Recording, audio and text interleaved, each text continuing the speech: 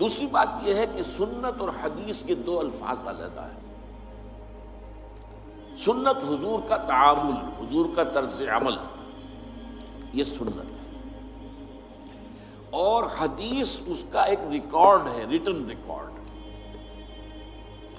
سنت کو معلوم کرنے کے دو ذرائع ہیں، ایک حدیث جس پر ہم گفتگو ابھی کریں گے مزید، ایک امت کا تواتر عمل۔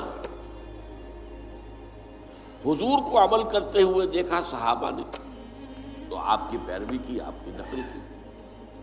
صحابہ کو عمل کرتے ہوئے دیکھا تابعین نے تو آپ کی ان کی پیروی کی اور ان کی جو ہے ان کے نقش قدم پر چلے۔ تو اس طرح ہوتا ہوتا نسل بعد نسل تواتر کے ساتھ بہت سی چیزیں ہیں جو امت میں منتقل ہوتی چلی آئی۔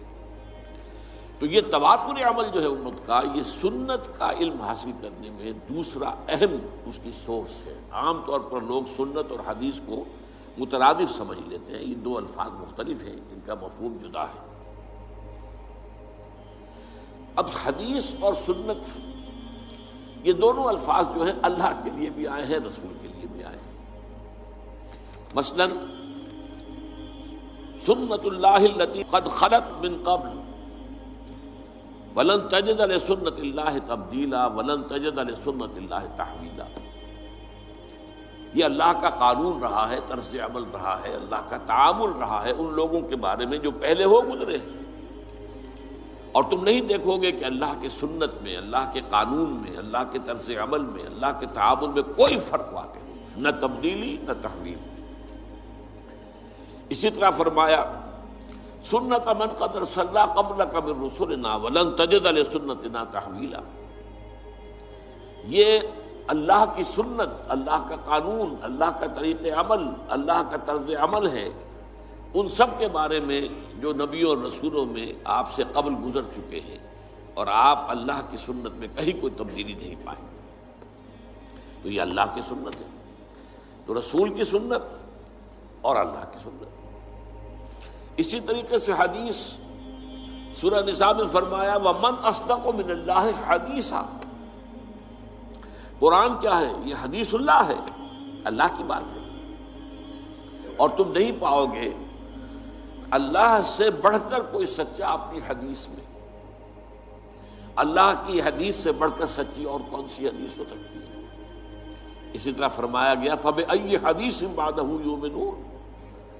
اس حدیث کے بعد یعنی حدیث اللہ قرآن مجید کے بعد اگر یہ اس پر ایمان نہیں لا رہے تو پھر اور کس پر ایمان لائیں گے؟ کیا قرآن سے آگے بھی کوئی بات آنے والی ہے؟ یہ تو ویسے بھی آخری کتاب ہے، اور واقعہ یہ ہے کہ حرف آخر ہے۔ اسی طرح حدیث کے لیے، حضور کے لیے لفظ آیا ہے وَإِذْ أَسَرَّ النَّبِيُّ إِلَىٰ بَعْضِ أَزْوَاجِهِ حَدِيثًا۔ ایک واقعے کا ذکر کرتے ہوئے جب نبی صلی اللہ علیہ وسلم نے اپنی ازواج میں سے بعض کے پاس اپنی ایک حدیث، اپنی ایک بات بطور راز رکھی، تو سنت کا لفظ بھی سنت اللہ، سنت رسول، حدیث اللہ، حدیث الرسول صلی اللہ علیہ وسلم۔ اب چلیے حدیث کسے کہتے ہیں؟ دو موٹے الفاظ یاد کر لیجئے۔ حدیث دو طرح کی چیزوں پر مشتمل ہے، ایک اخبار کہلاتے ہیں، خبر کی جمع اخبار، ایک آثار کہلاتے ہیں، اثر کی جمع آثار۔ خبر کسے کہتے ہیں؟ حضور کا کوئی قول ہو، کوئی فعل ہو یا تقریر ہو۔ اب یہ تقریر کو آپ نہیں سمجھتے، تقریر تو آپ سمجھتے جو میں کر رہا ہوں یہ تقریر ہے، یہ تو ہے تقریر۔ اصل میں تقریر یہاں اس کے معنی کیا ہے کہ کوئی کام حضور کے سامنے کیا گیا اور آپ نے روکا نہیں، برقرار رکھا، تو اسے ایک سند حاصل ہو گئی۔ جب حضور کے سامنے کام کیا، آپ نے دیکھا اور آپ نے منع نہیں کیا، روکا نہیں، کیا جائز ہے، تو یہ گویا کہ ایک سند ہو گئی کہ حضور کی طرف سے ایک طرح کی اس کو منظوری جو ہے امپلائڈ، حضور کی طرف سے ریکگنیشن حاصل ہو گئی۔